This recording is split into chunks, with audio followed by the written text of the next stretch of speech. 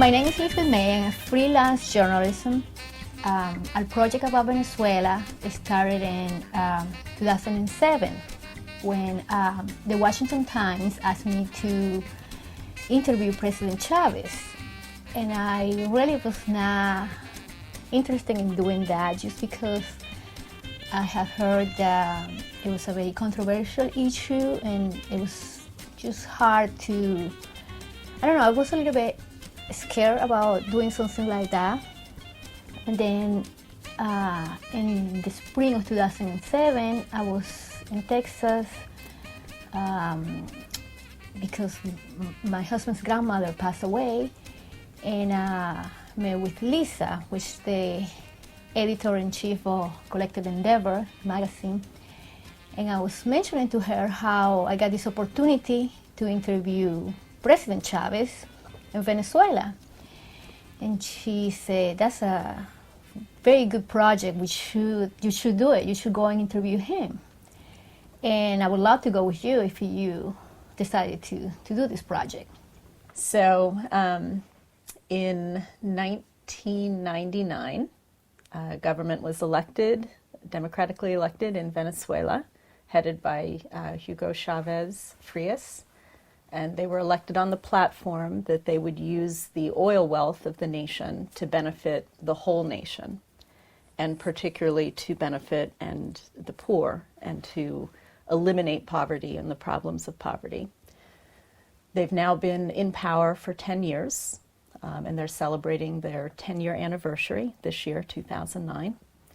And in January of 2009, Collective Endeavor sent 2 volunteer reporters to Caracas, Venezuela, to do a press tour and to visit the missions and to interview government ministers. It was a period of time when in Venezuela they were getting ready to have elections on February 17th, and the question of those elections was whether or not to overturn term limits. So when we were there the final week of January, the campaign for that was in full gear in the country. In the United States, President Barack Obama had been elected, and we had the inauguration on the 20th of January, which occurred while we were in Caracas. And we spent a week there touring and doing interviews. First of all, I was really skeptical and scared about doing this project just because of the media has said so many bad things, and I just was a little bit scared.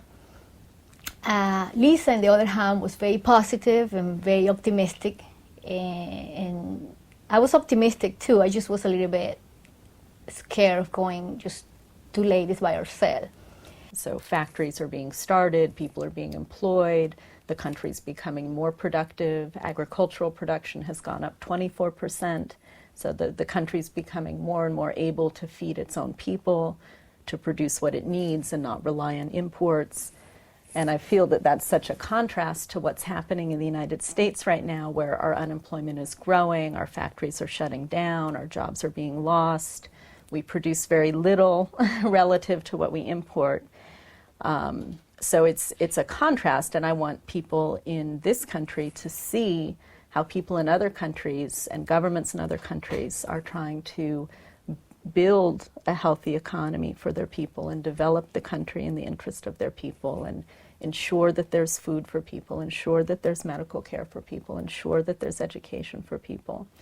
So that's why I feel it's very important to publish the information and bring the information here. And we spent a total of 6 days doing reporting with travel on each end.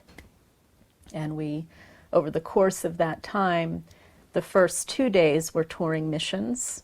We toured what's called the Info Center, which is a center that provides access to technology, computers, the internet, email. It's under the Ministry of Science and Technology.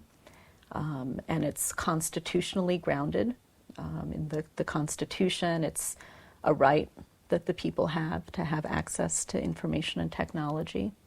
Okay, so then on our second day, we visited the Núcleo de Desarrollo Endógeno Fabricio Ojeda, and which is a complex of about 12 buildings. And it's in the western part of Caracas, where there are some poor barrios. And then on further to the west, just on the outskirts of the city, it's a more rural area. And people from the rural areas have come to the outskirts of the city. But at any rate, we toured the two factories, and we toured the clinic, and we were welcomed by the community leaders from this mission. Olga was our primary guide for the mission, so she greeted us and explained the history of how it was built, and she explained that she was one of the original community leaders who helped to build it. And she talked about how it was hard at first because, people in the community fight or they disagree, and you have to work through the disagreements. But she said, but now you can see what we've built and, how wonderful it is. And she said, it's not as much as we'd like. We haven't gone as far as we'd like to, but we're on the right. She said, we're building at a steady pace. She said, we're growing at the pace of a victor. One thing that I really like, it was to see when we interviewed Olga from the complex of Fabricio Ojeda. She mentioned that she was a homemaker, and she didn't know actually how to use a computer. And she said she stayed at home watching soap operas all the time. And her lines have changed completely. She's a grandmother, and she had learned how to use computers. She had learned how to be independent. She said the way that she talks now is totally different than how the way she was when she was at home.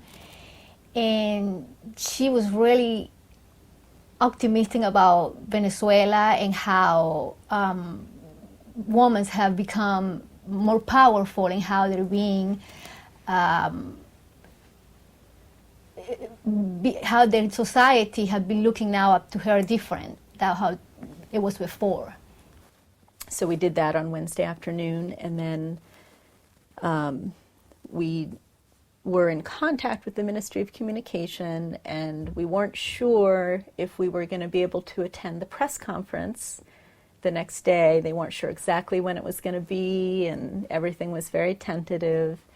But then late that night at our hotel, at about 10 o'clock, they called and they said, okay, you can go to the press conference with President Chavez and President Cristina Fernandez de Kirchner of Argentina. They said, come to Miraflores Palace tomorrow at 9. So we prepared, and the next morning we got up and we took a taxi to Miraflores Palace. And there were ministers and military officers and dignitaries, and everybody was there from both countries. And after the initial greetings, then everyone retired to have lunch. So the two presidents went in to have lunch or whatever they did, and they had lunch set up for the press, and they also had a reception for the ministers and the generals and all of the important people. This is so funny. We got into that reception, and after all of that, Lisa was so upset with me. She said, if this is wrong, I'm so embarrassed. Because first we just went to the reception, which was, we weren't supposed all to the be people. there either. Okay, we weren't supposed to be there. Okay. So first we went to the reception, and we just talked to anyone who looked important or looked, had bars on, stars or, and so through that we met the Minister of Education, of Higher Education, and he granted a taped interview on the spot. We met the other Minister of Education, who is in charge of education up through high school, but not higher education. And he said that he would grant an interview. He didn't do it on the spot, but he gave us his card. And we met generals from the military. And one of them helped us get into the room where the actual press conference, where the actual speeches were happening, the press conference of the two presidents. So we got in early and started to interview people. So we were interviewing the Minister of Communication, and you were talking with the Minister of Defense. And at that point, somebody came up to us and said, "You have to leave. You're not supposed to be here yet." But we already set up all the interview before they took us. Then later on, we left the room and we came back to listen to the press conference with President Hugo Chavez. I was able to enter the room before Lisa, just because they were allowing people that had cameras and video cameras. Then we waited for like probably 15 or 20 minutes in order, to set up and wait for the both presidents. When the presidents arrived, it was a wonderful, wonderful speech on both parts. I learned a lot from what they have, Argentina had done about technology and how they have supplied food to Venezuela. Also, Venezuela have given oil, and they choose a fair trade. There is no money involved, so they use for technology and food, they will get oil. At the end of the conference, then everybody was leaving, and the ministers were milling about and getting ready to leave, and we were walking up the aisle and getting ready to leave, and we look up at the stage, and we see up on the stage where the where the presidents was all of the reporters, dozens of reporters had gone up onto the stage and were surrounding President Chavez. So we said, okay, we'll go up and try to get in. So we both approached from two different angles, and I came in from one direction and got one person away from him, but the person was about 7 feet tall, and I couldn't get through him. I was looking under his arm and trying to get through. And then you got in, and you were right in front of Chavez, and he grasped your hand, and he said, "Are you American?" Right? And you said, "No, I'm Venezuelan." And he said, "Oh, good." And then you said, "But I'm with an American newspaper or magazine, and the publisher's here," and you're pointing, and and the publisher's here. And then you said, "And she wants to thank you for the oil," because we talked ahead of time that if I was able to meet Chavez or higher up ministers, that we wanted to thank them for the oil that they've been sending to low-income communities in the United States. So you said she wants to thank you for the oil, and then you said that we also want to interview you for our magazine. And he said, "What's the name of the magazine?" And you said, "Collective Endeavor." And he said, "Collective Endeavor." And he said, "Okay, we could do an interview tomorrow afternoon, and or if it gets too busy tomorrow afternoon," which was a Friday, "then on Saturday I'm flying to Colombia to meet with the president of Colombia, and you could come on the plane with me, and then there'd be plenty of time to talk."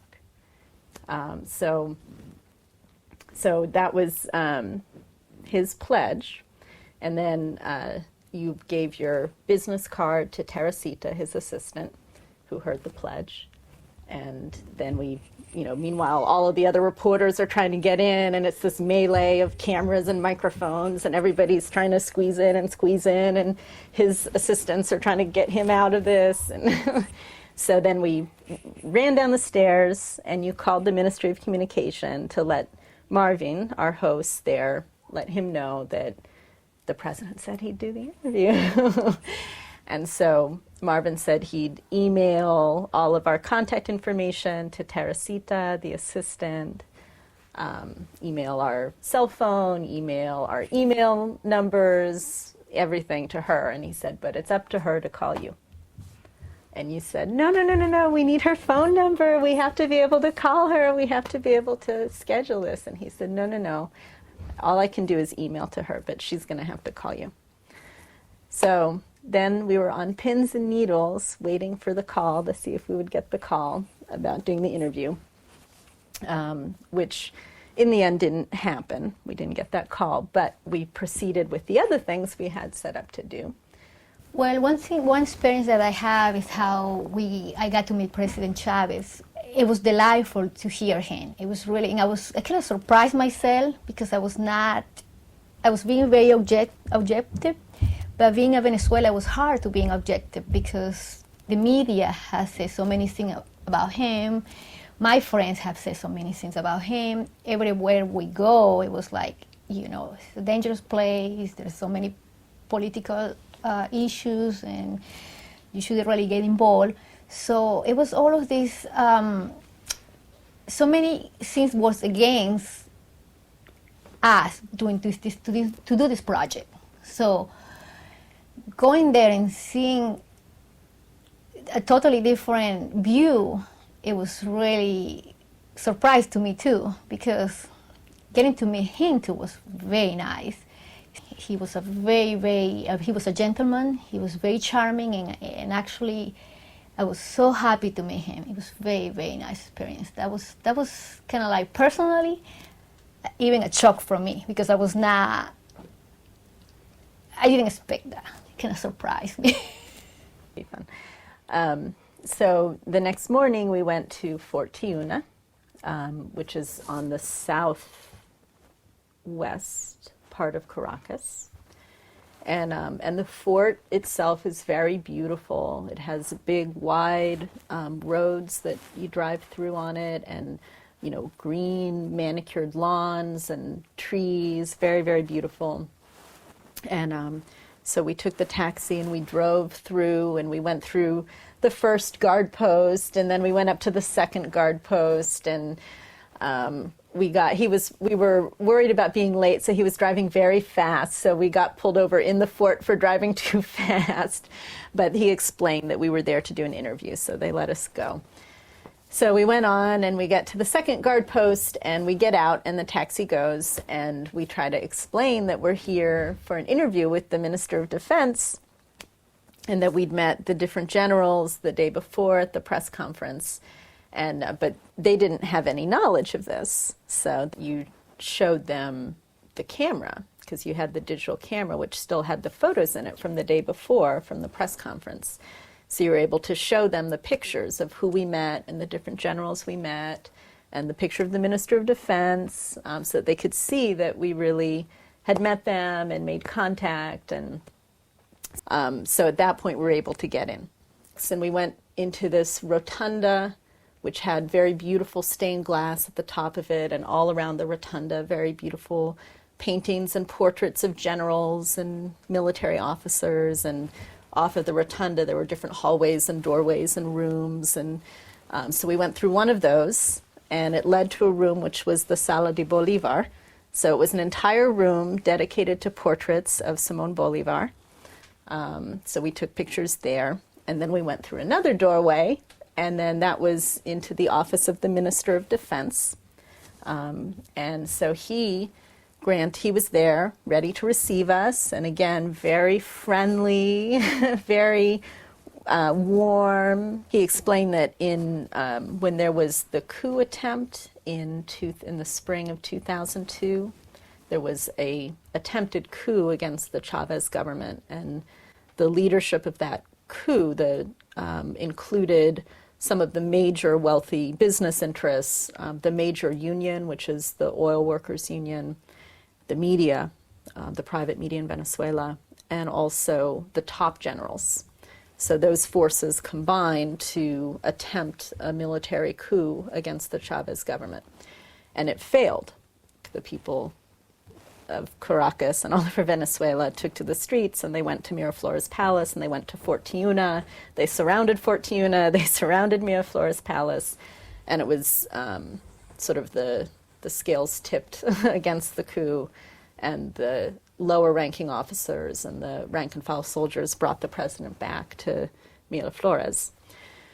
And he explained some about his own background. He explained that he comes from a very, very poor family. He has a a huge portrait of Simon Bolivar on one side of the room, and then a huge portrait of Christ on the other side. And he talked about the importance of the power of the people and the power of God to be able to properly govern. And that was that day was probably my favorite day, the last day, the Friday at Fortuna. I really, really think that was very important that the government did, was to educate women. If you educate women that mostly they are not drinking and going to bars and playing, they are trying to take care of their children. If they're educated and they go out and work on something, they can help the community and they can help themselves. I noticed that they have grown. A lot of the women that were up poor, they have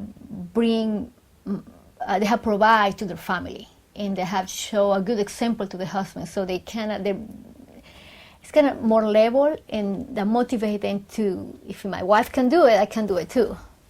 Sunday, we flew back to the United States, and the Sunday, it was a very, very beautiful day.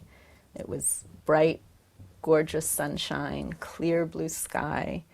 And so I could watch as, first Caracas got smaller and we flew away, and then you could see the coast of South America and where it met the water of the Caribbean Sea. So it was very moving just to see that continent. I'd never been to South America before, and I think that the relations between North America and South America are very important, and that the relations should be beneficial to both, and that the relations between the governments within North America and South America should respect each other's sovereignty, and respect each other's nationhood, and respect each other's resources, and respect each other's people. So it was very moving to see the continent of South America, and it was very sad to leave it and to come back up. And so that was what I was thinking the day that we were leaving, and then also just that the trip I thought was so successful because we saw. On the one hand, we interviewed top government officials, and we heard, what they had to say, and all of them talked about the goal of eradicating poverty, the goal of increasing literacy, the goal of increasing access to health care. You could hear it. All of the things that they said were talking about that. That was the stated concern of every government official that we spoke to. But then we also toured the missions and the programs, and you could see there was evidence that they were putting that into action. It wasn't just words. It was something that they were doing that had a material impact on the people and their lives and their quality of life and their education and their sense of hope and their sense of pride in their country. And you could hear that, from the mouths of all the people that we interviewed, the women at the factories, and how much their lives had changed personally. I was very impressed with that, and I think it's a country that deserves to have pride in what it's doing. I was very, very happy to finally do something good for the country, because there were so many negative things that the media had said about my country. And I was very, very excited and very happy that we got such a good materials to work with. That's what I was thinking, how successful the project was going to be, and how safe we were, because I was a little worried about going there, especially with an American not speaking any Spanish. I was really, really worried. I was thinking that we may get kidnapped or something happen. I was so pleased that our trip was very, very nice trip. We were safe. We felt it was a good trip. My view of the country, it was actually very positive. I was very pleased with all the things that the government have done for the people in Venezuela. So I was a little bit, I kind of my perspective of how Venezuela was doing, it changed. So I came back with a different opinion, and I was really, really pleased to see good things that are happening in the country. For me, it was very moving experience for me to be with you during that week, and to be with you while you saw, the programs in the country, and you talked to the women in the missions, and for me to see you go through a change in perspective on your own country. And one of the very moving parts of the trip for me was when we were at the Ministry of Defense, and we had just done the interview with General Gutierrez, and he was explaining all the programs, and this was almost the last day of this amazing trip of meeting President Chavez and seeing the missions and the programs and talking to the people. And we were in the building of the Ministry of Defense on one of the balconies, and it's beautiful, tropical, overlooking Fortuna. And we just heard all of these amazing stories and examples of the programs of how the military is helping the people in Venezuela and helping people in other Caribbean nations. And you stood on the balcony and you were looking over the scene in front of us, and you put your hand to your heart and you said, "Mi país." And I could see that, you were now feeling pride in your country and pride in, what the country has become. So for me, that was, one of the most moving parts of the trip, was to be with you and to see you as you had all these experiences and saw all of these programs and talked to people. And so It's good, you're right.